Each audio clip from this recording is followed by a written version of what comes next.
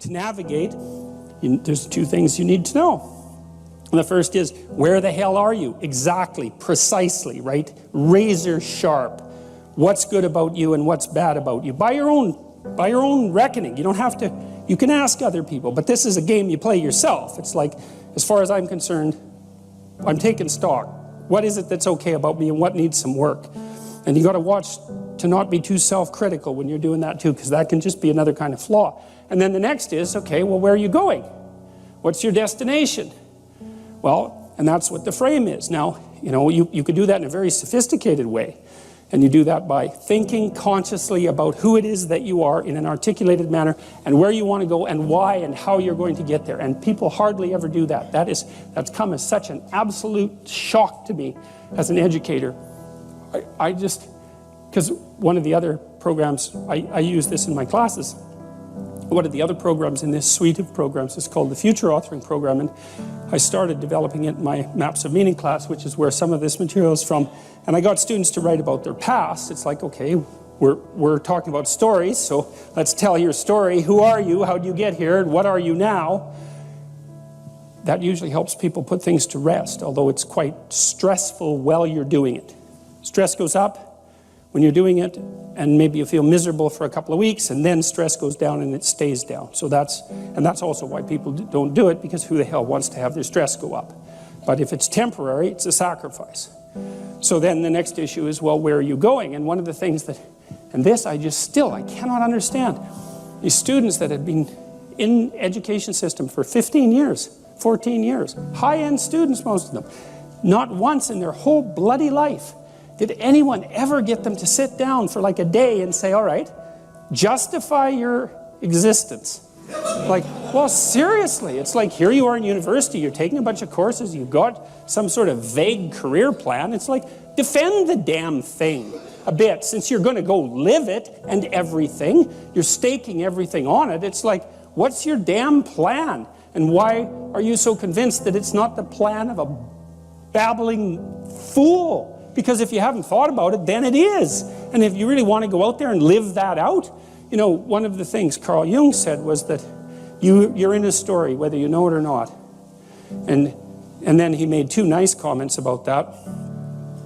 If it's someone else's story, you're probably going to get a bit part. And it might not be the one you want.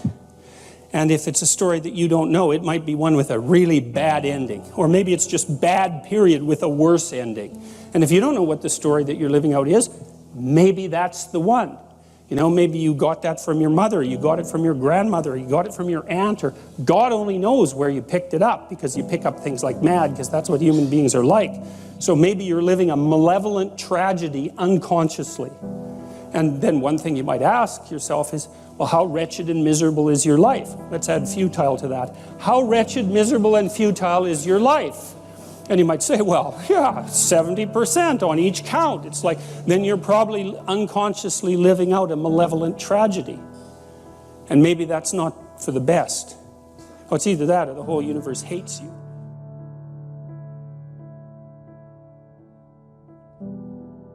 Getting away plus getting forward are separate motivational systems, and if you can add them together, it's real potent. And part of the reason why in the future authoring exercise that you guys are going to do as the class progresses, you're asked to outline the place you'd like to end up, which is your desired future, and also the place that you could end up if you let everything fall apart, is so that your anxiety chases you and your approach systems pull you forward. You're maximally motivated then. And it's important, because otherwise you can be afraid of pursuing the things that you want to pursue, right? And that's very common. And so then the fear inhibits you as the promise pulls you forward, but it makes you weak because you're afraid. You want to get your fear behind you, pushing you. And so what you want to be is more afraid of not pursuing your goals than you are of pursuing them. It's very, very helpful. And lots of times in life, and this is something really worth knowing, and this is one of the advantages to being an autonomous adult, is you don't get to pick the best thing. You get to pick your poison. You have two bad choices, and you get to pick which one you're willing to suffer through. And every choice has a bit of that element in it. And so if you know that, it's really freeing, because otherwise you torture yourself by thinking, well, maybe there's a good solution to this, you know, compared to the bad solution. It's like, no, sometimes there's just risky solution 1 and risky solution 2. And sometimes both of them are really bad, but you at least get to pick which one you're willing to suffer through, and that actually makes quite a bit of difference, because you're also facing it voluntarily then, instead of it chasing you, and that is an entirely different psychophysiological response. Challenge versus threat, it's not the same, even if the magnitude of the problem is the same. And so putting yourself in a challenging, let's call it mind frame, you can't just do that by magic. Putting yourself in a challenging mind frame is much easier on you psychophysiologically, because you don't go into the generalized stress response to the same degree. And you're activating your exploratory and seeking systems, which are dopaminergically mediated and that involve positive emotion. So if you can face something voluntarily rather than having it chase you, it's way better for you psychophysiologically. So that's partly why, well, it's worthwhile to go find the dragon in its lair instead of waiting for it to come and eat you. So, and especially when you also add the idea that if you go find the dragon in its lair, you might find it when it's a baby instead of a full-fledged bloody monster that is definitely going to take you down. And so that's part of the reason why, well, there's a whole bunch of things that emerge out of that observation, like don't avoid small problems that you know are there.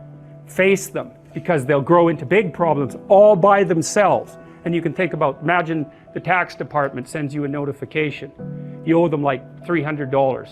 Well, it's, you know, that's annoying. Maybe you don't even want to open the letter. Or maybe if you do, you just put it on the shelf. But that damn thing doesn't just sit there like a piece of paper on the shelf, right? You ignore that for 5 or 6 years, it's going to become attached to all sorts of horrible things. And if you ignore it long enough, you get the idea. It's going to turn into something that is completely unlike the little piece of paper that it's written on. And many problems in life are like that. You'll see that they pop their ugly little head up, and you know, and you might want to turn away. You might not want to think about it, which is the easiest way of turning away, right? You just don't attend to it. It's not like you repress it or anything like that. You just fail to attend to it. And that's a really, as a long-term strategy, it's dismal.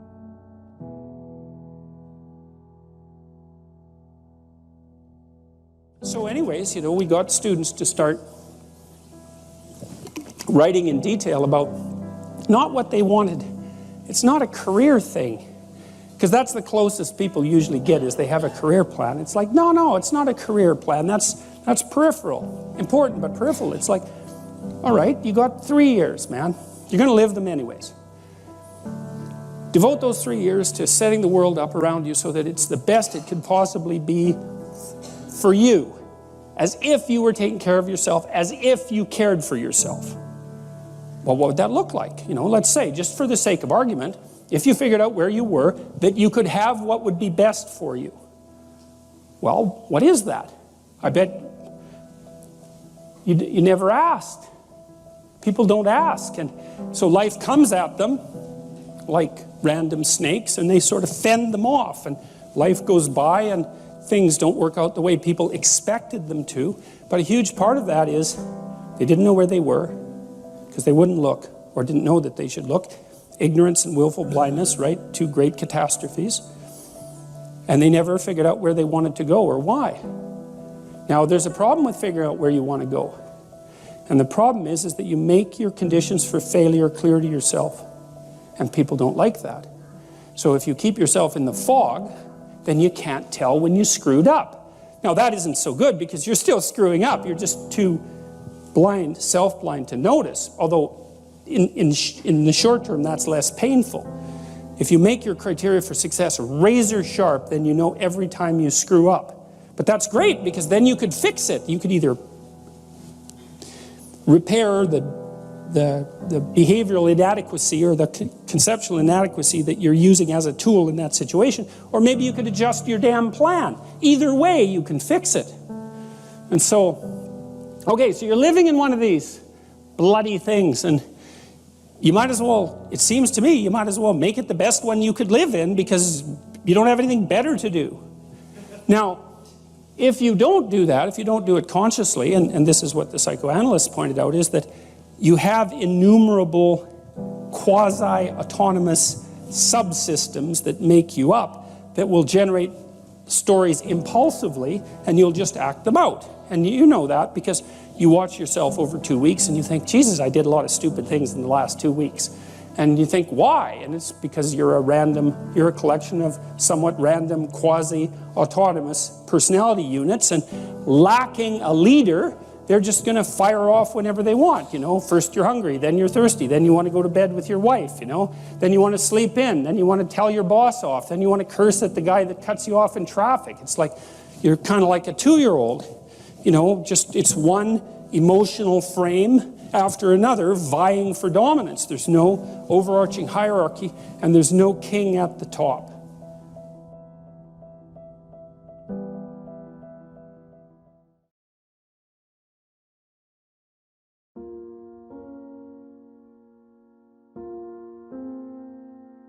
And the idea is that if you configure your life so that what you are genuinely doing is aiming at the highest possible good, then the things that you need to survive and to thrive on a day-to-day basis will deliver themselves to you. That's a hypothesis, and it's not some simple hypothesis, right? Because what it basically says is, if you dare to do the most difficult thing that you can conceptualize, your life will work out better than it will if you do anything else. Well, how are you going to find out if that's true? Well, it's a Kierkegaardian leap of faith. There's no way you're going to find out whether or not that's true unless you do it. So no one can tell you either, just because it works for someone else. I mean, that's interesting and all that, but it's no proof that it'll work for you. You have to be all in this game. And so the idea is, seek ye first the kingdom of God and his righteousness. It's like, that's actually a fairly important caution when you're talking about not having to pay attention to what you're going to eat or what you're going to wear. It's like, what it's essentially saying is that those problems are trivial in comparison, and the probability is that if you manifest yourself properly in the world, that those things will come your way is extraordinarily high. And I believe that that's exactly right. I mean, I've watched people operate in the world, and I would say that there is no more effective way of operating in the world than to conceptualize the highest good that you can and then strive to attain it. There's no more practical pathway to the kind of success that you could have if you actually knew what success was. And so that's what this sermon is attempting to posit. It's like in the story of Pinocchio. What happens at the beginning of the story of Pinocchio is that Geppetto wishes on a star. We talked about that a little bit. And so what Geppetto does is align himself with the metaphorical manifestation of the highest good he can conceptualize, and he makes a commitment. Let's say he aims at the star, and for him the star is the possibility that he can take his creation, a puppet, right, whose strings are being pulled by unseen forces, and have it transform into something that's autonomous and real. Well, that's a hell of an ambition. And we're wise enough to put that in a children's movie, but too foolish to understand what it means. It's such an interesting juxtaposition that we can both know that and not know it at the same time. You can go to the movie, you can watch it, and it makes sense, but that doesn't mean that you can go home and think, well, I know what that meant. Well, people are complicated, right? We exist at different levels, and all the levels don't communicate with one another, but the movie is a hypothesis, and the hypothesis is there's no better pathway to self-realization and the ennoblement of being than to posit the highest good that you can conceive of and commit yourself to it. And then you might also ask yourself, and this is definitely worth asking, is do you really have anything better to do? And if you don't, well, why would you do anything else?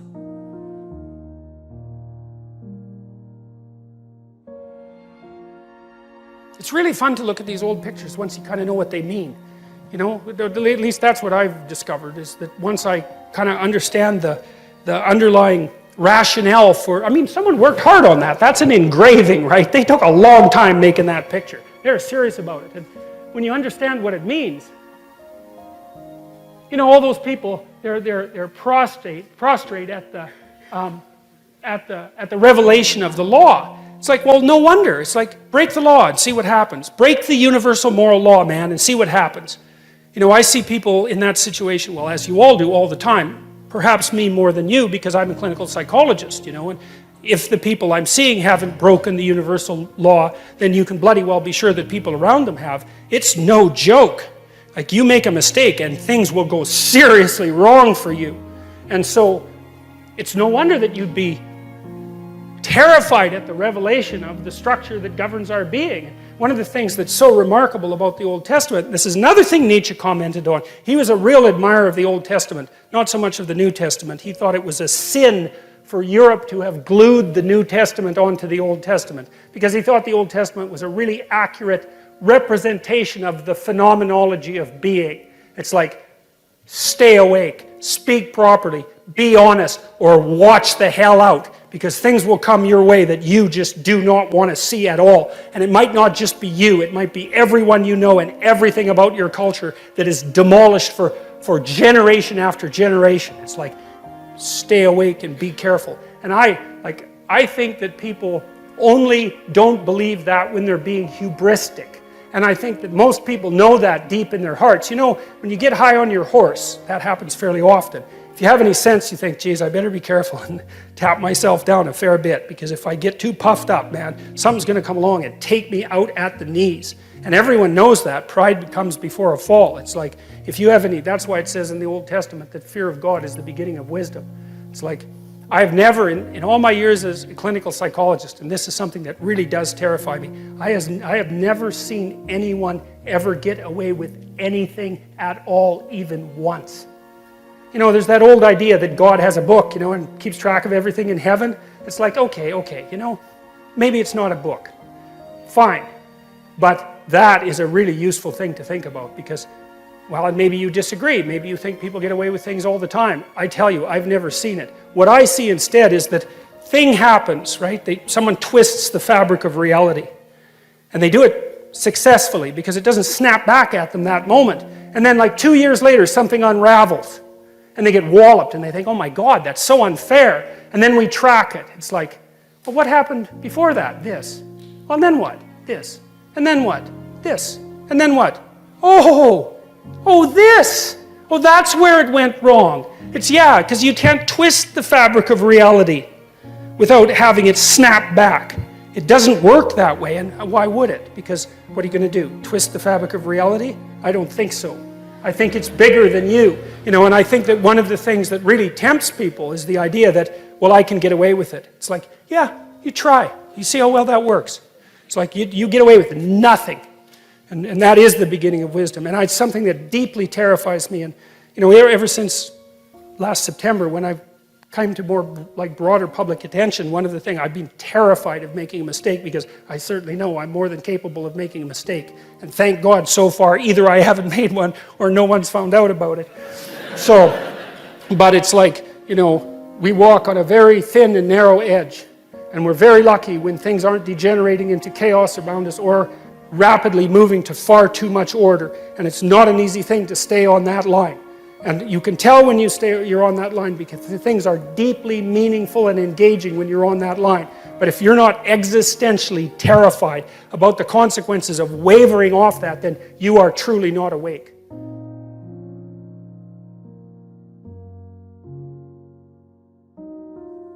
Therefore, take no thought for the morrow shall take thought for the things of itself. Sufficient unto the day is the evil thereof. I spent a long time trying to figure out what that meant too, because it's another one of those lines that can easily be read as pro-grasshopper and anti-ant. You know, you remember the old fable of the grasshopper and the ant? Maybe not. I'm not going to tell it, but the ant works and the grasshopper fiddles, and the ant has a pretty good time in the winter and the grasshopper dies. And so this is like a pro-grasshopper line, but it's not, because it says something else. It says that if you orient yourself properly and then pay attention to what you do every day, that works. And I actually think that that's in accordance with what we have come to understand about human perception, because what happens is that the world shifts itself around your aim. Because you're a creature that has an aim. You have to have an aim in order to do something. You're an aiming creature. You look at a point and you move towards it. It's built right into you. And so you have an aim. Well, let's say your aim is the highest possible aim. Well then, so that sets up the world around you. It organizes all of your perceptions. It organizes what you see and you don't see. It organizes your emotions and your motivations. So you organize yourself around that aim, and then what happens is the day manifests itself as a set of challenges and problems, and if you solve them properly, then you stay on the pathway towards that aim, and you can concentrate on the day, and so that way you get to have your cake and eat it too, because you can point into the distance, the far distance, and you can live in the day.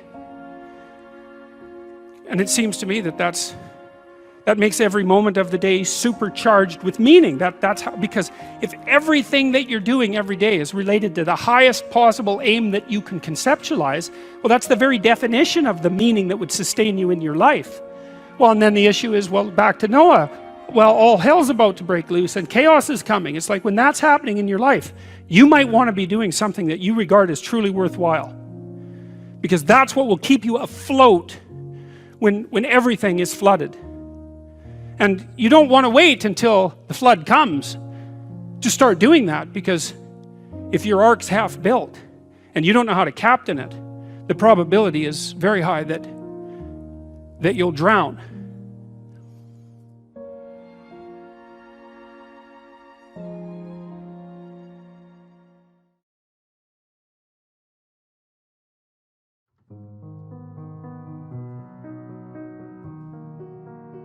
Final rule. It's called pet a cat when you encounter one on the street, and it's the most personal chapter in the book. It's a lot about my daughter, and my daughter was very ill when she was a kid, but particularly when she was a teenager. She had a very terrible time of it. She had juvenile rheumatoid arthritis, and when she was between the ages of 14 and 16, it first destroyed her hip, which had to be replaced, and then it destroyed the ankle on her other leg, which had to be replaced. And she walked around for 2 years on broken legs, and she was taking massive doses of opiates and could hardly stay awake, and she had this advanced autoimmune disease which produced all sorts of other symptoms that were just as bad as the joint degeneration, but which are harder to describe. And so it's just bloody brutal, you know. And as a test of your faith, there's almost nothing that's more direct than a serious illness inflicted upon an innocent child, right? And so the chapter's a meditation on that, and also on, well, what to do in a situation like that, because everyone is going to have a situation like that in some sense, you know, because you'll be faced with illness in the people that you love and in crisis. And so it's a practical guide to coping with those sorts of things. Like, and one of the things you do when you're overwhelmed by crisis is you shorten your time frame. You know, it's like you can't think about next month. Maybe you can't even bloody well think about next week, or maybe not even tomorrow. You know, because now is just so overwhelming that that's all there is. It's like, and that's what you do. You cut your time frame back until you can cope with it. And if it's not the next week that you see how to get through, then it's the next day. And if it's not the next day, then it's the next hour. And if it's not the next hour, then it's the next minute. And you know, people are very, very, very, very tough.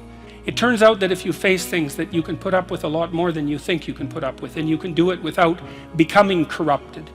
And she did recover quite fully, and much as a consequence of her own machinations, because she figured out what was wrong with her and then took the necessary steps to fix it, which is nothing short of a bloody miracle as far as I'm concerned. And anyways, part of the cat bit is, I actually start by talking about our dog, who actually died about a year ago, but he's still alive in the book. You know, if you want to pet a dog on the street, that's okay too, so you don't have to get up in arms about it. But the idea is that, you know, you have to be alert when you're suffering. You have to be alert to the beauty in life, the unexpected beauty in life. And that's kind of what I was trying to get across with the idea of the cat. There's this cat that lives across the street from us called Ginger, and Ginger's a Siamese cat. And cats really aren't domesticated, technically speaking. They're still wild animals, but they kind of like people.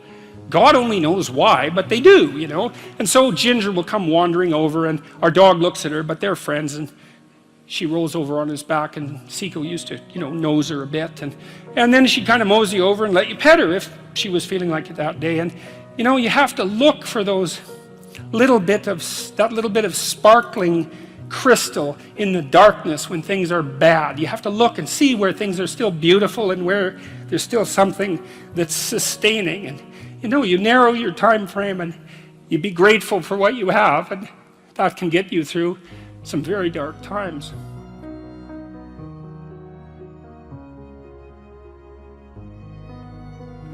Why did I write these rules? Well, you know, and especially when I said, well, you should try to improve yourself instead of trying to set the world straight, or instead of worrying about what other people are doing wrong. You might say, well, that's a hell of a thing for someone to say who just wrote a book called 12 Rules for Life. It's like, you know, but the thing is that I wasn't just writing that. I was writing that for me as much as for anyone else. And I mean that, I really mean that sincerely. You know, I had an opportunity to spend somewhere around 5 years meditating on how you should conduct yourself so that your life is what it could be. And like, I'm in the group of people that I'm advising. You know what I mean? It's like all of these things are very difficult to stand up straight, to remember that, and to treat yourself like you're someone worthwhile, and to make friends with people who are good for you, and to tell the truth, or at least not to lie. I mean, these are all ideals, right? And especially taken as a whole, they constitute a kind of ideal, and you never attain the ideal. And not only that, it recedes as you approach it, right? Because you straighten yourself out and you think, well, I've got it now. And you think, no, wait a minute, there's more to go. There's still more to go. And then you get that much farther along the line, you think, oh, yeah, I thought this was the end of the road. It's like, no, there's plenty of imperfections left to iron out. And so it is a constant adjustment. But there's something about that that's also positive, because you might say that it's not so much that there isn't such a thing as a good person. It's that our idea of what constitutes good isn't right. Because a good person is someone who's trying to get better. And no matter how good you are, there's better that you can get, but the real goodness is in the attempt, right? It's in the process, to use somewhat of a cliche. You know, there's this, and I'll close with this, and it's a good way to close. You know, and this is a psychological observation. The central figure of Western culture is Christ. And we can look at that psychologically, because Christ is the dying and resurrecting hero. And what does that mean psychologically? Well, it means that you learn things painfully. And when you learn something painfully, a part of you has to die. That's the pain. You know, when a dream is shattered, for example, a huge part of you that constituted that dream, maybe even the biological substrate of that dream, has to be stripped away and burned. And so life is a constant process of death and rebirth. And to participate in that fully is to allow yourself to be redeemed by it. And so the good is that process of death and rebirth, voluntarily undertaken. It's like you're not as good as you could be, so you let that part of you die. And if someone comes along and says, you know, there's some dead wood here, man, it needs to be burned off. You think, well, that stuff's still a bit alive. When that burns, it's gonna hurt. It's like, yeah, well, no kidding. But maybe the thing that emerges in its place is something better. And I think this is the secret of human beings. This is what we're like, you know. Unlike any other creature, is that we can let our old selves die and let our new selves be born. And that's what we should do. And so, where do I fall short in these 12 rules? Well, endlessly. Because, well, here's a way of thinking about it. Until the entire world is redeemed, we all fall short.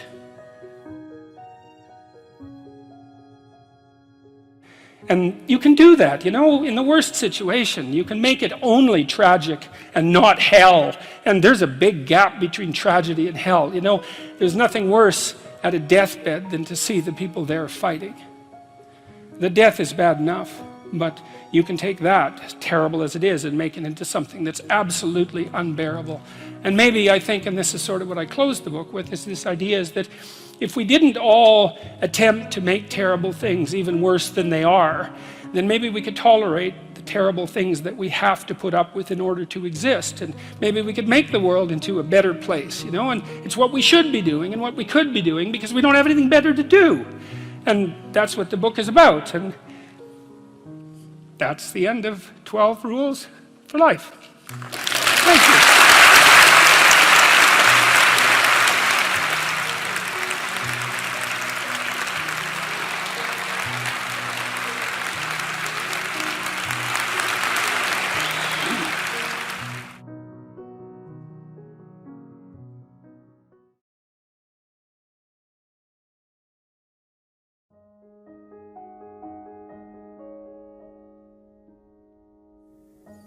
One of the other things I've learned as a social scientist,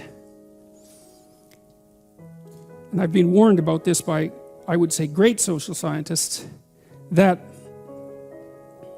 you want to be very careful about doing large-scale experimentation with large-scale systems, because the probability that if you implement a scheme in a large-scale social system, that scheme will have the result you intended is negligible. What will happen will be something that you don't intend, and even worse, something that works at counter purposes to your original intent. And so, and that makes sense, because if you have a very, very complex system and you perturb it, the probability that you can predict the consequence of the perturbation is extraordinarily low, obviously. If the system works, though, you think you understand it because it works. And so you think it's simpler than it actually is. And so then you think that your model of it is correct, and then you think that your manipulation of the model, which produces the outcome you model, will be the outcome that's actually produced in the world. And that doesn't work at all. I thought about that an awful lot, thinking about how to remediate social systems, because obviously they need careful attention and adjustment. And it struck me that the proper strategy for implementing social change is to stay within your domain of competence. And that requires humility, which is a virtue that is never promoted in modern culture, I would say. It's a virtue that you can hardly even talk about. But humility means you're probably not as smart as you think you are, and you should be careful. And so then the question might be, well, okay, you should be careful, but perhaps you still want to do good, or you want to make some positive changes. How can you be careful and do good? And then I would say, well, you try not to step outside of the boundaries of your competence, and you start small, and you start with things that you actually could adjust, that you actually do understand, that you actually could fix. I mentioned to you at one point that one of the things Carl Jung said was that modern men don't see God because they don't look low enough. It's a very interesting phrase, and one of the things that I've been promoting, I suppose, online is the idea that you should restrict your attempts to fix things to what's at hand. So there's probably things about you that you could fix, right? Things that you know that aren't right. Not anyone else's opinion, your own opinion, that aren't right. You can fix them. Maybe there's some things that you could adjust in your family. Well, that gets hard. You have to have your act together a lot before you can start to adjust your family, because things can kick back on you really hard. And you think, well, it's hard to put yourself together. It's really hard to put your family together. Why the hell do you think you can put the world together? Right? Because obviously the world is more complicated than you and your family.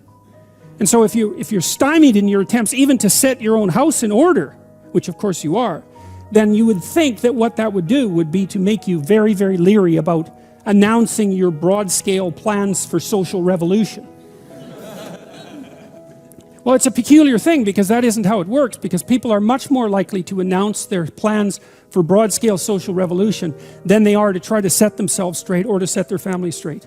And I think the reason for that is that as soon as they try to set themselves straight or their families, the system immediately kicks back at them, right? Instantly. Whereas if they announce their plans for large-scale social revolution, the lag between the announcement and the kickback is so long that they don't recognize that there's any error there.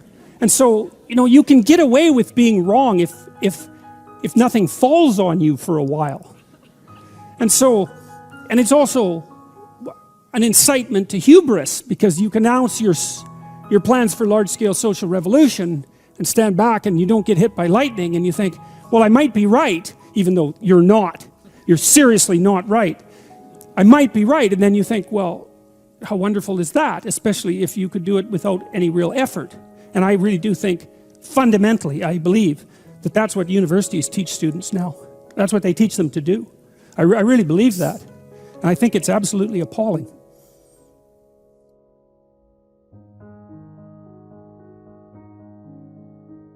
Because it's not that easy to fix things. Especially if you don't, well, especially if you're not committed to it. And I think you know if you're committed, because what you try to do is you try to straighten out your own life first. And that's enough. Like I think it's a statement in the New Testament that it's more difficult to rule yourself than to rule a city.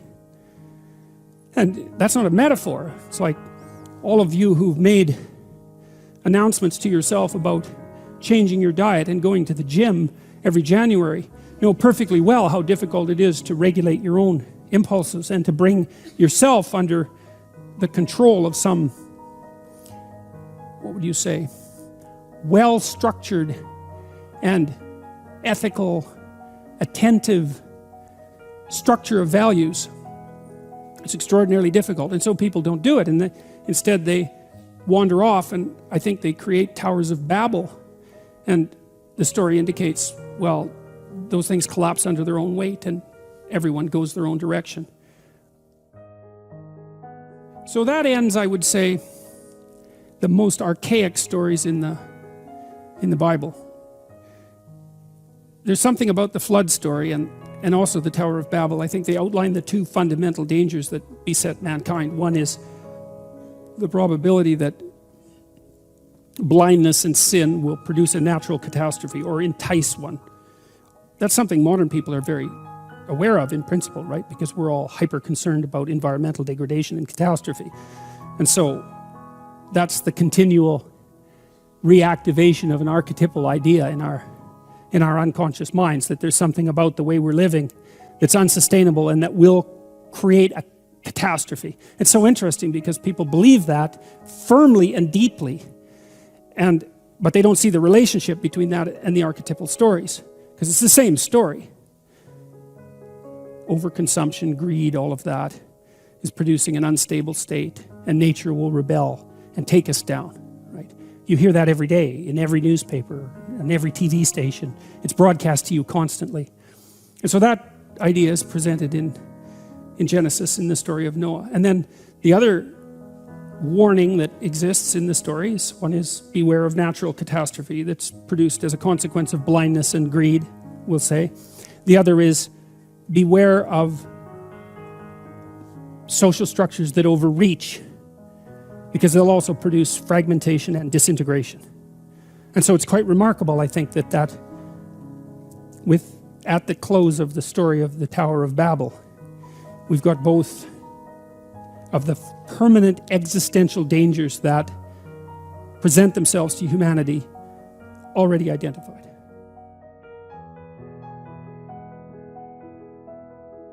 What seems to go along with that is something like truth in conception and action. You know, even people like Jacob, who are pretty damn morally ambivalent to begin with, get hammered a lot by what they go through, and what seems to happen is that they're hammered into some sort of ethical shape, right? So by the midpoint of their life's journey, there's people who are solidly planted, who you can trust and who don't betray being or themselves or their fellow man. And so it's an interesting, it seems reasonable to me to first assume that you have to establish a relationship with something that's transcendent. It might even be just the future version of you. And then second, that you have to align yourself with reality in a truthful manner, and that that's your best bet. And the biblical stories are actually quite realistic about that too, because they don't really say that if you do that, you're going to be instantly transported to the promised land. Like even Moses, as we'll find out in the Exodus stories, he never makes it to the promised land. And so it's not like you're offered instantaneous final redemption if you move out forthrightly into the world, establish a faithful relationship with being, and attempt to conduct yourself with integrity. But it's your best bet, and it might be good enough. And even if it's not good enough, it's really preferable to the alternative, which seems to be something closely akin to hell, both personal and social.